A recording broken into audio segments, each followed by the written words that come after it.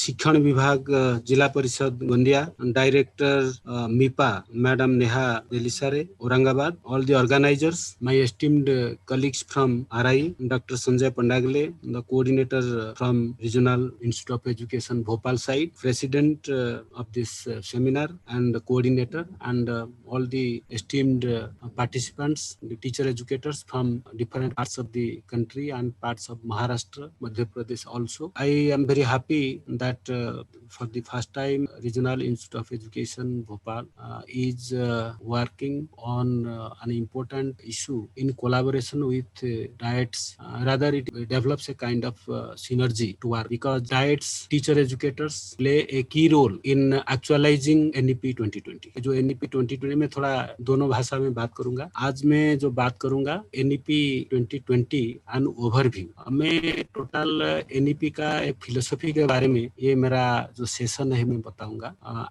Cutting across the stages of education, from school education, higher education, etc. And my esteemed faculty members like Professor Chuktai, Professor Tiwari, Professor Oja, Professor Saurabh, and Dr. Sanjay Pandagle, they are expert in their area, and definitely they will be telling, because they are known experts in the field of in the respective fields. Anyway, just I am sharing my screen. So my topic of discussion is National Education Policy 2020 and overview. I will give a broad outline including जो कैसे हमारा ये policy evolve हुआ, इससे मैं बात करूंगा। देखिए, हमारा आप सब जानते हैं कि हमारा स्वाधीन, हमारा आजादी के बाद हम 3 पॉलिसी देखे हैं। जो पहला पॉलिसी है 1968 में हुआ, first national education policy, and second national education policy वो 1986 में हुआ after 18 years, and it was again modified in 1992। And another है कि जो नेशनल एजुकेशन पॉलिसी 2020 अभी जो है ये 34 इयर्स के बाद आया। तो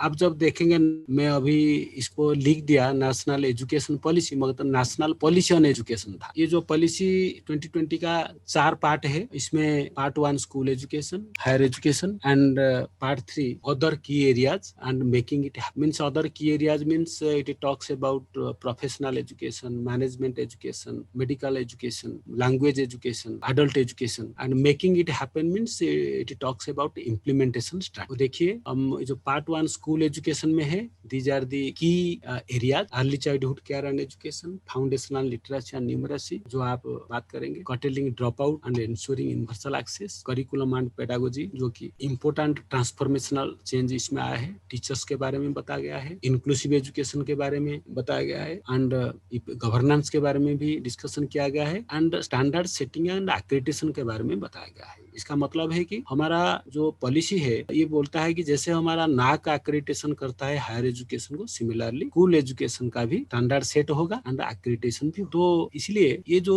चीज सब डिस्कशन किया गया है, इससे ये प्रतीत होता है कि ये पॉलिसी एक ट्रांसफॉर्मेशनल चेंज लाना चाहता है, खाली परिवर्तन नहीं। क्योंकि ये बहुत दिन के बाद जब आया, 34 ईयर्स से पहले जो पॉलिसी था, 34 ईयर्स के बाद ये बहुत सारा परिवर्तन आ गया है, इंडस्ट्री में, एग्रीकल्चर में, इकोनॉमी में, हेल्थ सेक्टर में, आईसीटी में। इसीलिए अभी ये पॉलिसी जो सजेस्ट करता है एक ट्रांसफॉर्मेशन एजुकेशन में लाना चाहता है। तो ये हायर एजुकेशन में ये सब है, तो मैं इसको डिटेल नहीं पढ़ता हूँ। पार्ट 2 का, पार्ट 3 का जो अदर की एरियाज में बताया था, जो professional education, adult education, language education, technology, online and digital education. ये जब पॉलिसी पहले जो ड्राफ्ट बना गया था वो ऑनलाइन डिजिटल एजुकेशन नहीं था, और ये पॉलिसी आने से जो हमारा बीच में आ गया, कोविड-19 पैंडेमिक आ गया, ऑनलाइन एजुकेशन शुरू हो गया, तो इसको भी इधर रखा गया, online and digital education. And ये जैसे कि हम इम्प्लीमेंटेशन का बात करते हैं, तो ये बोलता है कि हमारा जो central advisory board of education है, central advisory board education is the oldest and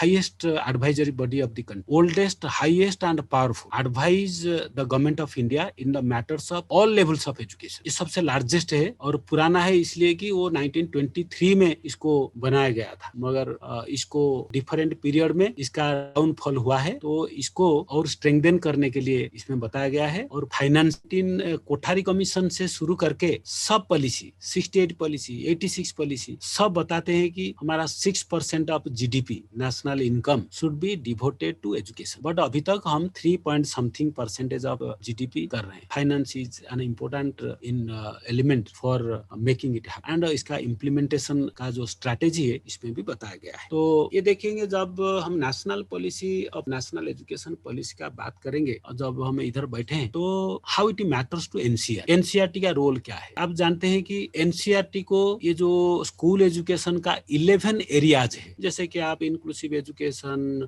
मैंने एजुकेशन ऑफ डिसएडवांटेज सेक्शन, ऐसे बहुत सारे जो 11 एरियाज है वो सब एरिया के ऊपर ड्राफ्ट बनाने के लिए और स्टेट से सब डाटा कलेक्शन करके, डिस्कशन करके, मीटिंग करके, स्टेट डिपार्टमेंट ऑफ एजुकेशन, आपका स्टेट में भी हम मीटिंग किए होंगे जब उस टाइम जो फैकल्टी थे आरआई भोपाल का, तो करके हम ड्राफ्ट बना के गवर्नमेंट ऑफ इंडिया को दिए थे। तो इसलिए NCERT plays a key role in the formulation of national education policy. देखिए पहले वो क्या होता है, एनपी टू एनसीएफ हमारा काम है। जो NP national policy on education जब हो जाएगा, इसके बाद नेक्स्ट इमीडिएट टास्क है स्कूल एजुकेशन का कि एनसीएफ बनाना, नेशनल करिकुलम फ्रेमवर्क, और ये बनाने का काम हमारा है एनसीईआरटी। तो ये जो देखिए अभी कितना बनाए हैं हम, एनसीएफ 1975 में पहला एनसीएफ बना, ये after recommendation of first policy 1968 policy. जब पहला पॉलिसी आया 1968 पॉलिसी, तो 75 को एनसीएफ आया। फिर जब सेकंड पॉलिसी आया 1986 को, वो इंदिरा गांधी जो डिक्लेयर किए थे प्राइम मिनिस्टर, तो ये इसका एनसीएफ नेशनल करिकुलम फ्रेमवर्क आया 1988 को। ये दो हमारा एनसीएफ आया है और इसके बाद हम रिवीजन करने जा रहे हैं। तो ये जो नेशनल करिकुलम फ्रेमवर्क जो 2000 आया, ये 88 को रिवाइज किया, ये पूरा नया नहीं है। ये पहला जो दो है वो न्यू आया, और इसके बाद रिवाइज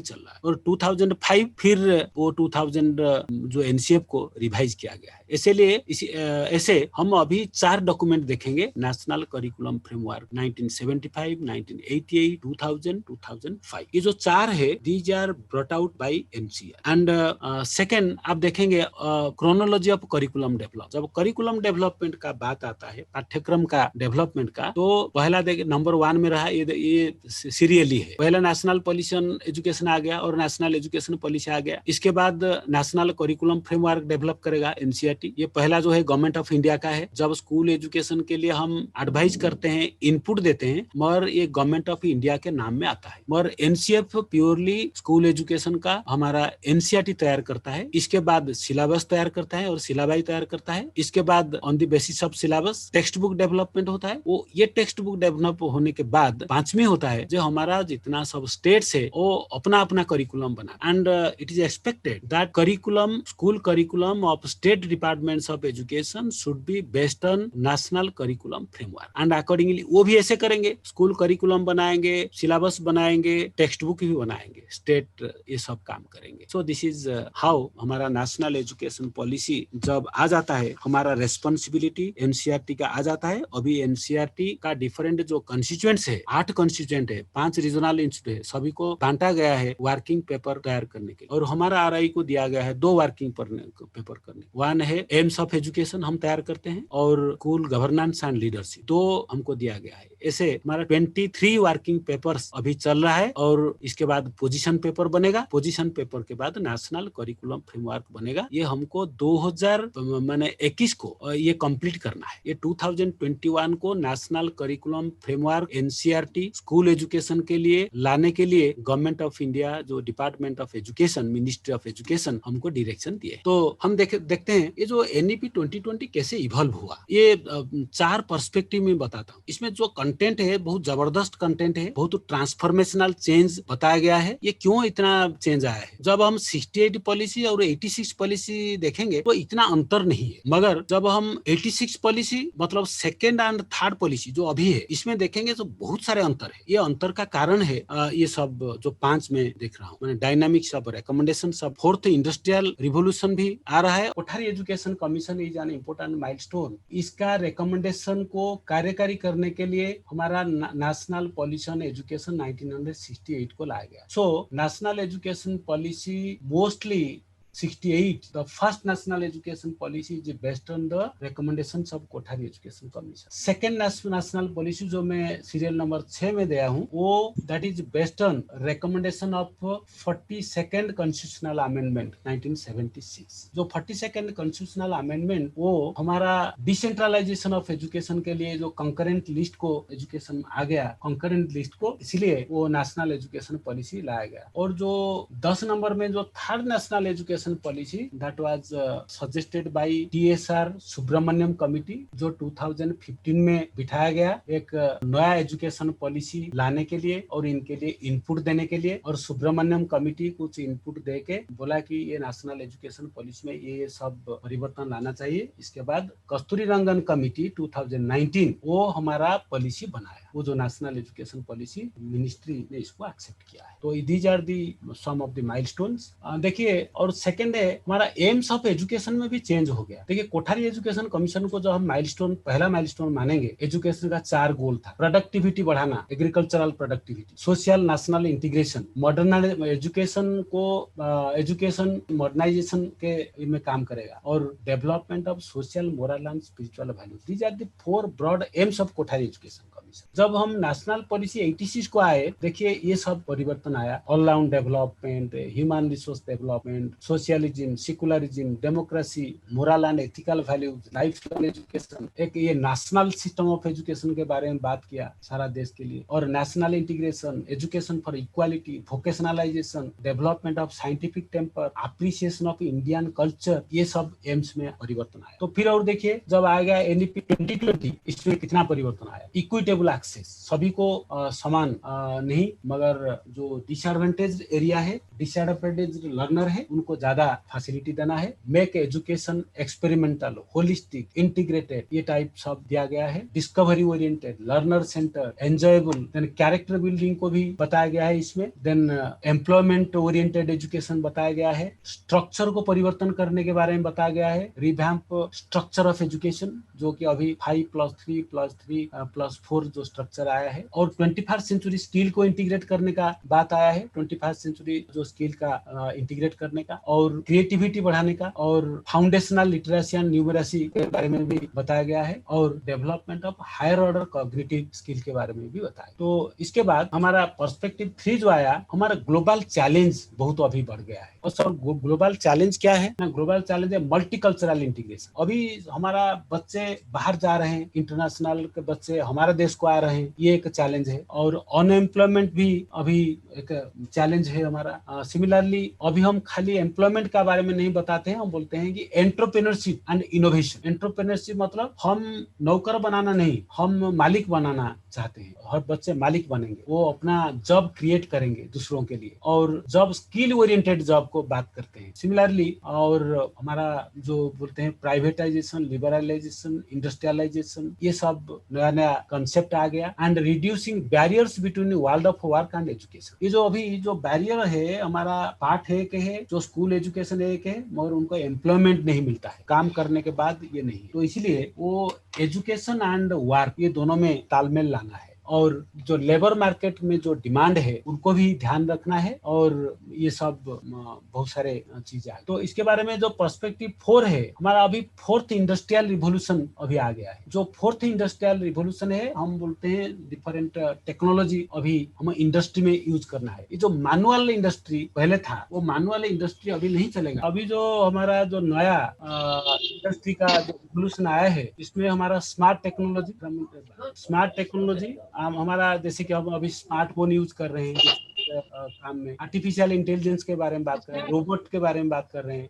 रोबोटिक इंडस्ट्रियल इंडस्ट्री में भी यूज होता है। इंटरनेट ऑफ थिंग्स, जैसे कि अभी हमारा मोबाइल एक एग्जाम्पल है, ये एक थिंग है, ये एक ऑब्जेक्ट है, इसमें इंटरनेट को भी कनेक्ट किया जाता है। और सिमिलरली आपका autonomous use in 4th industrial revolution. तो रिवोल्यूशन हम मसल पावर से वाटर पावर का आया। सेकेंड में आ गया इलेक्ट्रिक पावर यूज किया। थर्ड में इलेक्ट्रॉनिक जो डिजिटल रिवोल्यूशन हुआ, इंडस्ट्रियल है, साइबर फिजिकल। तो ये जो चीज है, अभी देखिए हमारा जो नेशनल एजुकेशन पॉलिसी में आर्टिफिशियल इंटेलिजेंस के बारे में बात कर किया जा रहा है। बच्चे आर्टिफिशियल इंटेलिजेंस के बारे में भी सब्जेक्ट रहेगा। तो अभी हम आएंगे विजन, पुलिस का विजन क्या है। 4 ब्रॉड विजन है पुलिस। फर्स्ट है हमारा education should be rooted in Indian culture, Indian ethos, because we have a very robust traditional system of education that is called gurukul system. Number 2, हम चाहते हैं कि एक knowledge society. What is a knowledge society? Knowledge society मतलब सभी लोगों के लिए लर्निंग का सुविधा मिलेगा एक, और क्वालिटी एजुकेशन फॉर ऑल। जब सबको हम सबके लिए शिक्षा करेंगे तो नॉलेज सोसाइटी बने, एंड नॉलेज को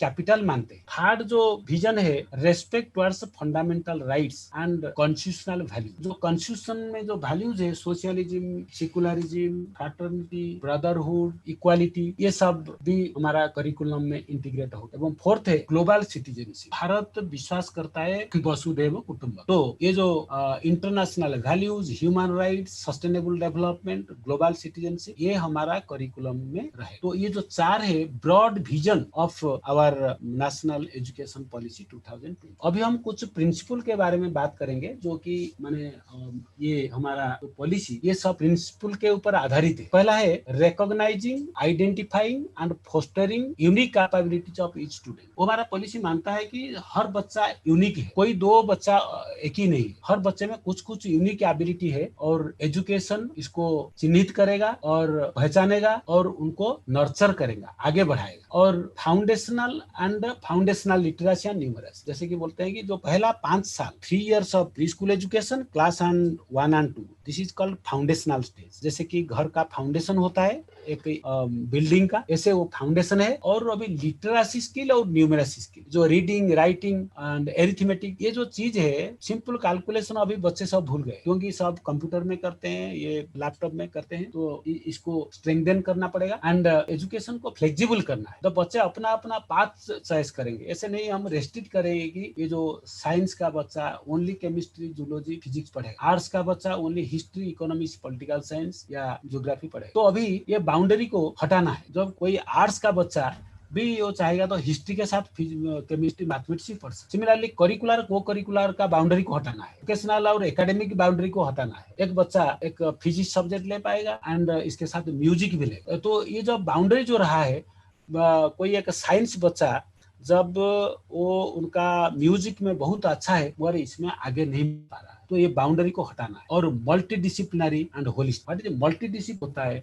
आर्ट्स कॉलेज होता है, कॉमर्स कॉलेज होता है, ये यूनिडिसिप्लिनरी। और वो बोलते हैं कि एक ही कॉलेज में और एक ही संस्था में ये सब चीज रहेगा। ये multi disciplinary universities, multi disciplinary colleges और हायर एजुकेशन इंस्टीट्यूशन ये आएगा। एक हायर एजुकेशन इंस्टीट्यूशन में आर्ट्स रहेगा, साइंस रहेगा, इंजीनियरिंग रहेगा, मेडिकल भी रहेगा। Then emphasis on conceptual understanding. तो हमको ये हिसाब से हमको करिकुलम बनाना है। फर्स्ट परसेप्चुअल अंडरस्टैंडिंग मतलब हम जो टेस्ट करके हमारा जो पंचेंद्रिय है इसके माध्यम से ज्ञान आहरण करेगा। इसके बाद उनका कॉग्निटिव जो कंसेप्चुअल अंडरस्टैंडिंग होगा। इसके बाद हम कुछ प्रेस्क्राइब करेंगे और इसके बाद एब्स्ट्रैक्ट लेवल को जाएगा, फ्रॉम परसेप्चुअल टू एब्स्ट्रैक्ट। ये हिसाब से हमारा करिकुलम बने एक, ताकि एक जो क्रोनोलॉजी रहेगा। और emphasis on creativity and critical thinking to encourage innovation. अभी जो 4th इंडस्ट्रियल रिवोल्यूशन आया, इवन एग्रीकल्चरल रिवोल्यूशन, इसमें हर क्षेत्र में अभी हमको इनोवेशन लाना है, कुछ नया करके दिखाना है। और ये जो पुराना ट्रेडिशनल अप्रोच में जाने से हम आगे बढ़ नहीं पाए। तो जब क्रिएटिविटी को हम बढ़ावा देंगे, क्रिटिकल थिंकिंग को बढ़ावा देंगे, ताकि इनोवेशन आएगा। Then respect for human and constitutional values, जो मैं बताया है, ये भी एक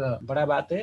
आप देखते हैं कि हम एनसीईआरटी का जितना टेक्स्ट बुक लिख रहे हैं, सबसे प्रीएम्बल ऑफ द कॉन्स्टिट्यूशन वो क्यों रखा है ना? ये प्रीएम्बल ऑफ द कॉन्स्टिट्यूशन ये बताता है हमारा वो सब मेन वैल्यूज है, जो Indian values, socialism, secularism, brotherhood, fraternity, equality, democracy, ये जो सब वैल्यूज उधर है। तो ये इसको हम आगे माने हर एंटायर करिकुलम में from school education to higher education integrate करना। Then promoting multilingualism in teaching and learning. हमारा भारत में बहुत सारे भाषा है। भारत में इवन ये भाषा को लेके अभी मैं सुन रहा था, जब मैं समझ भी नहीं पाया क्योंकि मराठी में था, लैंग्वेज लैंग्वेज के बारे में मैडम बहुत अच्छा बोल रहे थे। तो हमारा भारत में बहुत सारे लैंग्वेज है, एक ही प्रदेश में 10-12 लैंग्वेज है। तो हमारा जब ये जो बहुत सारे स्कूल्स होता है पर्टिकुलरली इन ट्राइबल एरिया, एक ही क्लास में 4-5 भाषा का स्टूडेंट रहते हैं। तो टीचर जब पढ़ाएगा ये सबको सभी जो मदर टंग उनका जो है मदर टंग को रेस्पेक्ट दे के पढ़ाए। तो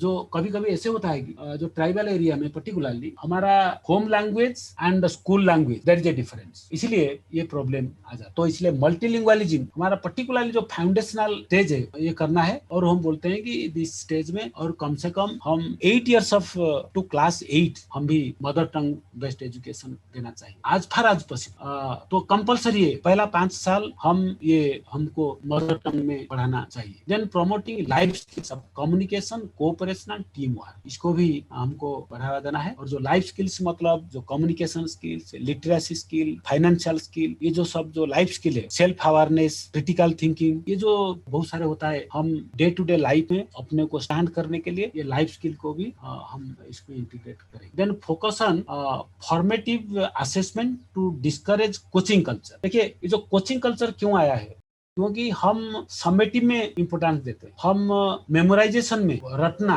इसमें ये जो अभी जो सिस्टम है हम इसको एनकरेज करते हैं बच्चे रटें और इसको फिर वोमिट करें एग्जामिनेशन। जब हम फॉर्मेटिव असेसमेंट करेंगे मतलब टाइम टू टाइम पढ़ाने का टाइम जब असेसमेंट करेंगे, डिफरेंट असेसमेंट टेक्निक यूज करेंगे like concept mapping, rubrics, portfolio, ये जब सब असेसमेंट करेंगे तो कोचिंग कल्चर बंद हो। कंटेंट को थोड़ा कम करना है और फॉर्मेटिव असेसमेंट, ये दोनों कोचिंग कल्चर को कम कर डिस्करेज। और extensive use of technology in teaching and learning, ये आप सबको पता है अभी जो पैंडेमिक आ गया इसलिए अभी हम जो टेक्नोलॉजी के बहुत लोग हम पसंद नहीं करते थे और टेक्नोलॉजी क्या जरूरत है, मगर अभी यही only this is the only way to sustain and आगे भी ये हो सकता है। इसलिए तो ऑनलाइन एजुकेशन को फिर रखा गया आपका न्यू एजुकेशन पॉलिसी में, ऑनलाइन एजुकेशन के बारे। And respect for diversity and local context, जो डाइवर्सिटी हमारा India is a diverse culture from the point of view of language, the point of view religion, from the point of view of culture. So ये इसको भी respect करना है। कोई प्रदेश का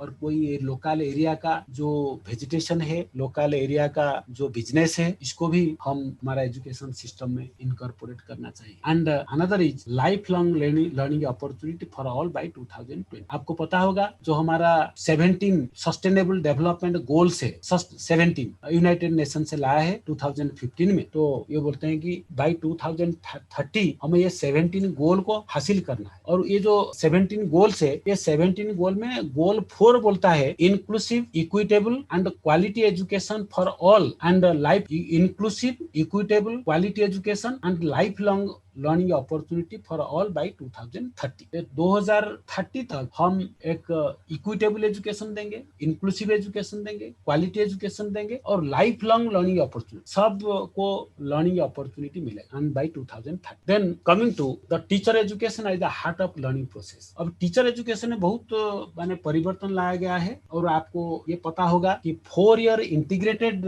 teacher education programme जो बोलते हैं ITP, BSc BEd हमारा जैसे RI में है, 4 ईयर इंटीग्रेटेड BA BEd और BSc BEd आफ्टर +2, ये होगा minimum qualification to become teacher at school level. तो ये हो सकता है बाय 2030 तक हम ये जो 1 ईयर BEd, 2 ईयर BEd ये सबको हटाना है। और ये प्री स्कूल हो या सेकेंडरी स्टेज हो, मिनिमम क्वालिफिकेशन होगा 4 ईयर इंटीग्रेटेड जो teacher education qualification. And next is light but tight regulatory. What is light मतलब ये तो अभी रेगुलेटरी फ्रेमवर्क बनेगा, बहुत सिंपल बनेगा, मगर टाइटली इसको फॉलो किया जाए। Light in content but tight in process. ये अभी स्कूल एजुकेशन को भी हमारा जैसे NAAC एक्रेडिटेशन होता है ऐसे हमारा। Then next thing is continuous review of progress based on research and regular assessment. ये इम्प्लीमेंटेशन के लिए टाइम दिया गया है 2030 से 2040 के बीच में पूरा हमारा ये जो जितना प्रिंसिपल दिया गया है सब माने फुल इम्प्लीमेंटेशन हो। ये जो लास्ट डेट दिया गया वो बोलते हैं ये कंटिन्यूअस रिव्यू हमारा जो central advisory board of education और स्टेट में भी state advisory board of education create होगा, स्ट्रक्चर होगा जो कि रेगुलर मॉनिटर करेगा और रिसर्च के बेसिस में रिव्यू होगा कैसे इम्प्लीमेंट किया जा रहा है। Then coming to equity and inclusion is a cornerstone of education at all levels, starting from school education to higher education. Equity. What is equity? Equity is not equality. Equity is based on social justice. तो equity का मतलब होता है कि मैं एक example देता हूँ इक्विटी का। आप जैसे कि हमारा 4 लोग हैं और 4 लोगों के लिए 4 केक है, सभी को केक समान एक एक दे दो, this is called equal distribution. तो ये इक्वल बेसिस है, मैं मुझे 2 केक चाहिए और आपको आधा केक चाहिए, आप आधा केक फेंकते हैं, मैं भूखा रह। तो इक्विटी का मतलब होता है एक सोशल जस्टिस होता है, जिसको जो चाहिए। हम रूरल एरिया में चाहिए, हम डिसएडवांटेज जो स्पेशल एजुकेशन जोन में और थोड़ा ज्यादा सुविधा चाहिए, तो ये जो एस्पिरेशनल डिस्ट्रिक्ट है इसमें ज्यादा मनी इन्वेस्ट करना है, इनएक्सेसिबल एरिया में ज्यादा इन्वेस्ट करना है, SC ST बच्चों के लिए, ट्रांसजेंडर के लिए हम ज्यादा इन्वेस्ट करना चाहिए। That is what is called equity as compare to normal children. We have to spend more on the disadvantage children. There are 6 types of disadvantage children बताया गया, इंक्लूडिंग दिस फिजिकली चैलेंज। तो उनको ये normal बच्चों के level को लाने के लिए हमको एडिशनल इन्वेस्टमेंट करना है। That is what is called equity and that is what is called inclusion. And ये ओनली स्कूल में नहीं, ये हायर एजुकेशन में भी इसके ऊपर ध्यान दिया जाएगा। जो बिलो लेवल है सोशियली, कल्चरली, इकोनॉमिकली, उनको ज्यादा फैसिलिटी दे के जो नॉर्मल लाइफ मेंटेन करने उनको लेवल को लाना। Synergy in curriculum across all levels of age. Synergy में बोल रहा था पहले, synergy. What is synergy? It is working together, it is collaboration. तो ये जो स्कूल एजुकेशन और हायर एजुकेशन के बीच में एक सिम्बायोसिस रहेगा। Teacher education institution and university department of education, इसमें एक सिम्बायोसिस रहेगा। अभी हमारा टीचर एजुकेशन इंस्टीट्यूशन जो डाइट से है, कॉलेजेस ऑफ टीचर एजुकेशन है, BEd कॉलेजेस है, उनका कुछ रिलेशन नहीं है यूनिवर्सिटी के साथ। जब ये यूनिवर्सिटी का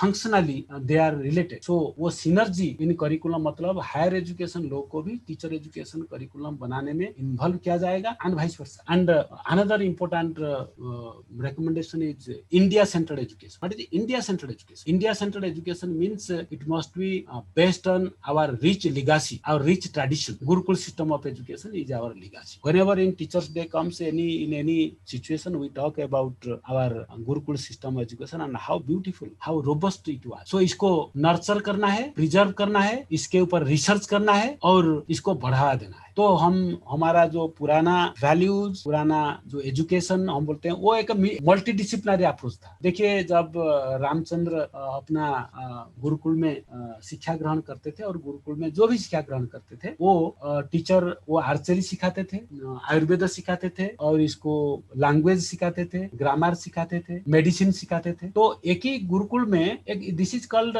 इधर बोलते हैं कि 64 क्लास, ये हमारा NEP में दिया गया है 64 क्लास। इसको इसके हमारा एंशिएंट लिटरेचर में लिखा गया है। तो this talks about multi disciplinary approach and the universities like Takshashila, Vikramshila, वो 7th सेंचुरी BC को चले जाइए, ये जो सब यूनिवर्सिटी था, Nalanda, Takshashila, Vikramashila, 7th century BC से शुरू करके ये सब मल्टी डिसिप्लिनरी था। मगर अभी क्या हो गया? अभी हमारा बोलते हैं एक डेंटल कॉलेज है, एक माने मेडिकल कॉलेज है, एक इंजीनियरिंग कॉलेज है, एक आर्ट्स कॉलेज है, एक साइंस कॉलेज है। ये सब बंद करना है और multi disciplinary universities, multi disciplinary higher education institution रहेगा और हमारा एजुकेशन होगा India centre and revamping all aspects of education aligned with the goals of 21st century education. अभी इसके बीच में हम 21st सेंचुरी को एंटर कर गए और 21st सेंचुरी का डिमांड अलग है। हम कॉम्पिटेंसी चाहिए और हमारा ये बताया जाता है कि competency based education, skills based education, competency from, we are moving from subject based education to competency based. हम हिस्ट्री नहीं सीखते हैं। हिस्ट्री जो सब्जेक्ट बेस्ड होता है, सब्जेक्ट बेस्ड एजुकेशन होता है, वो कंटेंट लोड देता है। हिस्ट्री का कंटेंट याद करना, डेट्स याद करना, इवेंट याद करना। सिमिलरली साइंस में डिफरेंट फार्मूला, ये सब इंफॉर्मेशन को याद। और जो कॉम्पिटेंसीज है, ये जैसे ग्रामर है, जैसे ये होता है आपका की होता है, तो हम कॉम्पिटेंसी याद देखिए। हमारा जो लर्निंग आउटकम्स हम बनाए हैं NCERT 2017 में, learning outcomes at the elementary school stage, अभी सेकेंडरी का भी लर्निंग आउटकम्स आ गया है। ये लर्निंग आउटकम्स क्या है? वो बोलता है कॉम्पिटेंसी जी पढ़ाओ, सब्जेक्ट को from subject based to shift from subject based to competency based education. तो ये 21st सेंचुरी जो एजुकेशन होता है, वो स्किल्स बेस्ड, जो हुनर सिखाना है, skills based and competency. And last one, there are many, I am taking all the important, I have taken all the important features, address the unfinished agenda of the NP 1986 and modified in 1990। ये सब देखिए, जब हम बोलेंगे अभी खाली NP का जो अनफिनिश्ड एजेंडा, NP में बहुत रिकमेंडेशन था 1968 में बहुत रिकमेंडेशंस था, मगर आज तक वो कंप्लीट नहीं हो पाया। मैं जब एग्जांपल दूंगा तो एक दो एग्जांपल दूंगा। ये Kothari education commission 68 policy, 86 policy 6% GDP को एक्सपेंडिचर करने के लिए बताया गया, मगर अभी तक हम 3%, मैक्सिमम हम 4% तक गए। तो जब ऐसे गए हैं तो हमारा एजुकेशन कैसे मिलेगा? स्ट्रक्चर हम क्रिएट नहीं कर पा रहे हैं, इंफ्रास्ट्रक्चर क्रिएट नहीं कर पा रहे, लाइब्रेरी लैबोरेटरी के लिए स्कूल में पैसा नहीं है, बिल्डिंग के लिए पैसा नहीं है, टीचर सैलरी में 90% चला जाता है क्योंकि पैसा नहीं है, सैलरी तो देना ही पड़े। तो इसीलिए वो एक है, we have never invested what is desire. Another thing है कॉमन स्कूल सिस्टम। हम इक्विटी का बात करते हैं, इक्वालिटी का बात करते हैं, मगर जो कोठारी एजुकेशन कमीशन ने कॉमन स्कूल सिस्टम का बात किया, ये कॉमन स्कूल सिस्टम आज तक नहीं हो पा रहा। स्टिल आई विल फाइंड कि जो जिसका पास पैसा है वो दे परचेज इट। ये मैं भी बात बताना चाहता हूँ कि हमारा जो राइट टू एजुकेशन एक्ट आया, ये बनाने में 9 साल चला गया जब शुरू हुआ, और जब आरटी एक्ट 2009 में आया, इसको लगा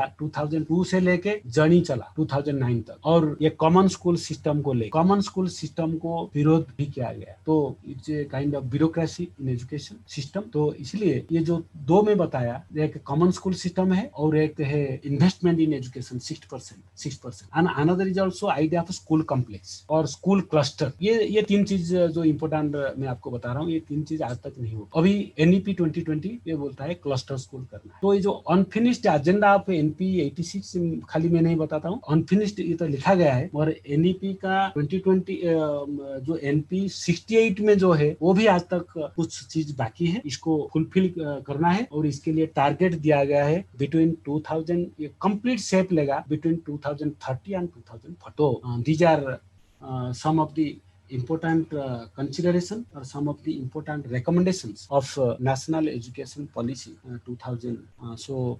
मुझे जो ऑर्गेनाइजर्स ये मेरा बात रखने के लिए और इसके साथ मेरा कुछ जो रिफ्लेक्शन देने के लिए जो सुझाव दिया गया है ये पहला सेशन में, मैं सभी को धन्यवाद देता हूँ।